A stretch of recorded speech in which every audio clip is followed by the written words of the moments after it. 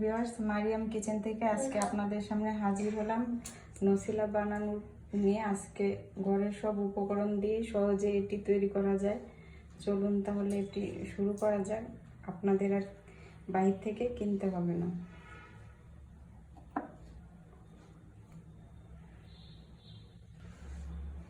আমি নসিলা করার জন্য এখানে বাদাম নিয়েছি। বাদাম হচ্ছে যে আমার কিনা বাদামটা ভাজা, সেটা খোসা শুধু ছাড়িয়ে উপরের লাল যে অংশটা সেটা এরকম করে ফেলে দিয়ে তাই নিছি।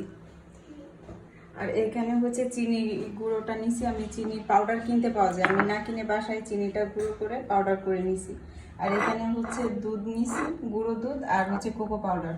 এখন আমি এই বাদামটা একটা জারে দিয়ে দিচ্ছি, ব্লেন্ডারে দিয়ে প্রথমে এটাকে একটু ব্লেন্ড করে নিব। আমি হচ্ছে বাদামটা এই যে অর্ধেক গুঁড়ো করে নিয়েছি, দেখেন এরকম যখন হয়েছে। এখন এর সাথে আমি অ্যাড করে দিচ্ছি চিনি, যে গুঁড়োটা করে রাখছি পাউডার, সেটা দিয়ে দিচ্ছি গুঁড়ো দুধ,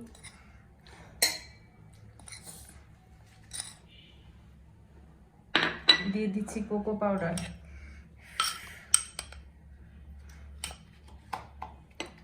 আর দিয়ে দিচ্ছি রান্নার তেল। আপনারা চাইলে এখানে অলিভ অয়েলটাও ব্যবহার করতে পারেন, অলিভ অয়েল যেটা আছে সেটা। এখন আমি আবার আমার ব্লেন্ড করার পরে দেখেন এইরকম হয়েছে। এখন হচ্ছে আমি একটি কাঁচের জারে নিয়ে নিব। এভাবে সবাই বাসায় ট্রাই করবেন, আর ভিডিওটা কেমন ভালো লাগলে শেয়ার করে দিবেন আর কমেন্টসে জানাবেন। এখন আমি একটি কাঁচের জারে নিয়ে নিচ্ছি।